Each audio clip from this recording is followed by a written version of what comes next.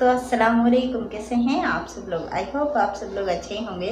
दोस्तों मैं हूं शमा खान।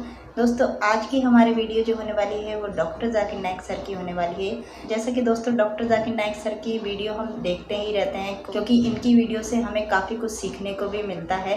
दोस्तों आज की वीडियो में डॉक्टर जाकिर नाइक सर के सामने एक लड़के ने बहुत ही अजीब व गरीब सवाल किया कि मुझे ये फील होता है कि मैं खुदा हूँ और आप भी खुदा हो। उसने ये सवाल क्या सोचकर किया और उसके मन में क्या उस वक्त चल रहा था जो उसने ये सवाल किया है। इस बात का डॉक्टर जाकिर नाइक सर ने किस तरीके से उस लड़के को जवाब दिया है। हालांकि इस बात का जवाब देना दोस्तों बहुत ज़्यादा मुश्किल है, लेकिन जहाँ तक हमें पता है कि डॉक्टर जाकिर नाइक सर के लिए कोई भी सवाल मुश्किल नहीं होता है, बड़ी ही खूबसूरती से वो जवाब देते हैं। तो वीडियो बहुत ज़्यादा इंटरेस्टिंग होने वाली है, वीडियो को आखिर तक देखिएगा।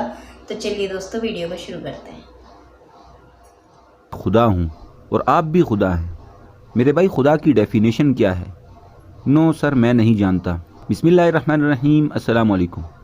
दोस्तों ये दिलचस्प मुकालमा डॉक्टर जाकिर नाइक साहब और एक शख्स के दरमियान हुआ जिसने एक बहुत ही मुश्किल और ट्रिकी सवाल पूछा था। साथ ही उसने अपने सवाल के दौरान ये भी कहा कि मुझे लगता है कि मैं खुदा हूँ और आप भी खुदा हैं। लेकिन जब डॉक्टर जाकिर नाइक साहब ने उससे खुदा की डेफिनेशन पूछी तो उसे कुछ पता ही नहीं था। पहले उस शख्स का सवाल सुनिए। No, I feel I am God. You are God.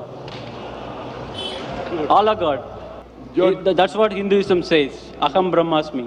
What is the definition of God? I don't know.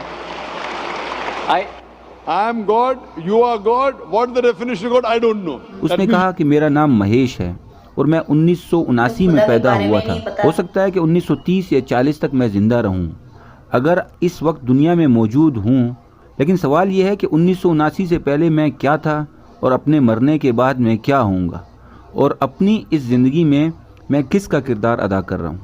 दोस्तों इस सवाल का असल मतलब यही था कि क्या मेरे अंदर खुदा मौजूद है, क्योंकि वीडियो के दरमियान में इसने डॉक्टर साहब से कहा कि मैं ख़ुद को खुदा समझता हूँ और आपको भी, जिसका जिक्र आगे आएगा। चलिए डॉक्टर जाकिर नाइक साहब का जवाब का उर्दू तर्जुमा आपको सुनाते हैं। डॉक्टर जाकिर नाइक साहब ने सवाल दोहराने के बाद कहा, भाई अगर आप अपने आप को छुपा नहीं रहे, यानी कोई जासूस या अंडरकवर एजेंट नहीं है, तो आप अपनी ज़िंदगी में अपना ही किरदार अदा कर रहे हैं। ये पहला पॉइंट है। दूसरा पॉइंट ये है कि मरने के बाद आप कहाँ होंगे ये डिपेंड करता है आपके अमाल पर।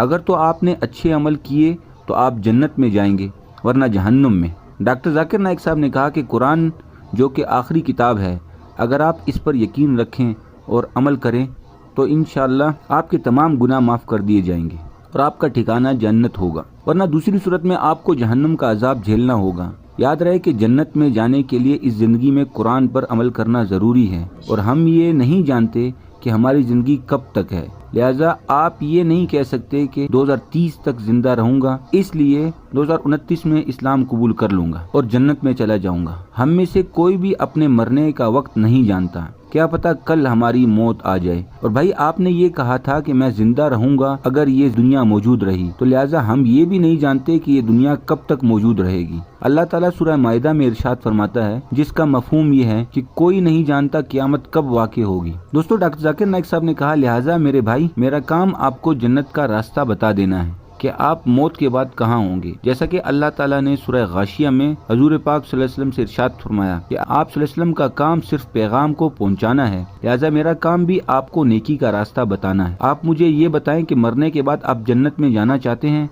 या जहन्नुम में। दोस्तों महेश ने कहा कि मुझे नहीं पता, क्योंकि मेरे हिसाब से जन्नत या जहन्नुम यही दुनिया है। ये अब हमारे ऊपर है कि हम इसे जन्नत बनाएं या जहन्नुम। महेश की इस बात के जवाब में डॉक्टर जाकिर नाइक साहब ने कहा कि मेरे भाई ये एक आर्जी जन्नत या जहन्नुम तो हो सकती है, लेकिन असली जन्नत और जहन्नुम मरने के बाद ही मिलती है, जैसा कि अल्लाह ताला ने सूरह मुल्क में इरशाद फरमाया, जिसका मफहूम है कि हमने जिंदगी और मौत को बनाया ताकि देखें तुम में से कौन अच्छे अमल करके आता है। लिहाजा अगर एक बिजनेसमैन के दिमाग से देखा जाए तो अगर आपको कोई शख्स 70 साल के लिए मुश्किलात बर्दाश्त करने को कहे, जिसके बाद आपको हमेशा हमेशा की आरामदेह और ऐश व आसाइश वाली ज़िंदगी मिले, तो क्या ये बिज़नेस फ़ायदेमंद नहीं है? क्योंकि 70 साल ज़िंदगी तो इस ज़िंदगी का 0.0000% भी नहीं है। ये ज़िंदगी तो हमारे लिए एक इम्तिहान है। जैसे हम इम्तिहान में सोते नहीं हैं, मेहनत ज़्यादा करते हैं, खाते कम हैं ताकि हमें नतीजा अच्छा मिले, इसी तरीके से ये 70 साल ज़िंदगी अगर हम कुछ मुश्किलात के साथ बर्दाश्त कर लें तो हमारी आखिरत अच्छी होगी। दोस्तों, डॉक्टर जाकिर नाइक साहब ने कहा कि आपका नाम महेश है और आप हिंदू हैं, लिहाजा अगर आप अपनी हिंदुओं की किताब ऋग्वेद को पढ़ें तो इसमें भी पुनर्जन्म के बारे में जिक्र किया गया है। पुनर कहते हैं दूसरे को और जन्म कहते हैं जिंदगी को, यानी दूसरी जिंदगी। यानी हिंदू मत में भी दूसरे जन्म का कॉन्सेप्ट मौजूद है। वेद में कहीं भी बार बार की जिंदगी का कॉन्सेप्ट नहीं है, बल्कि वेदों में दूसरी जिंदगी के बारे में वही कुछ है जो कुरान में लिखा है। दोस्तों, डॉक्टर जाकिर नाइक साहब ने कहा कि लिहाजा मेरे भाई, क्या आप अगली जिंदगी में जन्नत में जाना चाहेंगे? महेश ने कहा नहीं, क्योंकि मेरे ख्याल में दूसरी जिंदगी नहीं है। डॉक्टर साहब ने कहा क्या आप वेद पर यकीन रखते हैं? क्या आप वेद को खुदा की किताब नहीं मानते? दोस्तों, यहाँ पर महेश ने कहा कि नहीं, मेरे ख्याल में मैं खुदा हूँ और आप भी खुदा हैं, सब के सब खुदा हैं। उसने कहा हिंदू मत में असल बात यही है जिस पर मैं यकीन रखता हूँ। डॉक्टर जाकिर नाइक साहब ने पूछा कि खुदा की डेफिनेशन क्या है? महेश ने कहा कि मुझे नहीं पता। डॉक्टर साहब ने कहा आप भी खुदा, मैं भी खुदा, और जब आपसे डेफिनेशन का पूछूं तो आपको मतलब ही नहीं पता, तो ये कैसी डेफिनेशन है? महेश ने कहा कि मैं खुदा नहीं, खुदा का एक हिस्सा हूँ। डॉक्टर साहब ने कहा कि भाई आप इंग्लिश में बात कर रहे हो तो मुझे बताओ खुदा की डेफिनेशन क्या है? इसने कहा कि मुझे नहीं पता, बस मैं महसूस करता हूँ कि मैं खुदा हूँ। डॉक्टर साहब ने कहा कि खुदा की डेफिनेशन जाने बगैर ही आप मुझे भी और खुद को भी खुदा बना रहे हैं। लेकिन सर, मैं महसूस कर सकता हूँ कि खुदा हम में है, खुदा हर जगह है। डॉक्टर साहब ने कहा कि मेरा सवाल अभी भी यही है कि खुदा की डेफिनेशन क्या है? हम खुदा हैं या नहीं, इसकी बात तो बाद में आएगी। महेश ने कहा कि असल में मैं खुदा की डेफिनेशन नहीं जानता। डॉक्टर साहब ने कहा कि अब असल बात समझ आई, आप खुदा को ही नहीं जानते। मेरे भाई, मैं आपको खुदा के बारे में बता देता हूँ। पहले मैं उपनिषद और वेदा से खुदा की डेफिनेशन बताता हूँ, इसके बाद मैं कुरान की तरफ आऊँगा। डॉक्टर जाकिर नाइक साहब ने फरमाया उपनिषद में मौजूद है कि खुदा अकेला है, ना तो उसे किसी ने पैदा किया और ना ही वो किसी के ज़रिए पैदा किया गया। इस तरह यजुर्वेद में लिखा है कि खुदा की कोई तस्वीर नहीं, कोई शबी नहीं, कोई स्टैचू नहीं, कोई तस्वीर नहीं है। अब कुरान की तरफ आते हैं। कुरान मजीद की सूरह इखलास में अल्लाह ताला फरमाता है, जिसका मफहूम है कि अल्लाह एक है, हमेशा हमेशा के लिए है, ना तो उसे किसी ने पैदा किया और ना ही उसने किसी को पैदा किया, और अल्लाह जैसा कोई भी नहीं है। लिहाजा ये रही 4 लाइनों की डेफिनेशन। डॉक्टर साहब ने कहा कि आप बताएं, क्या आप अकेले इंसान हैं? महेश ने कहा बिल्कुल नहीं। डॉक्टर साहब ने कहा लेकिन अल्लाह की डेफिनेशन तो ये है कि अल्लाह एक है।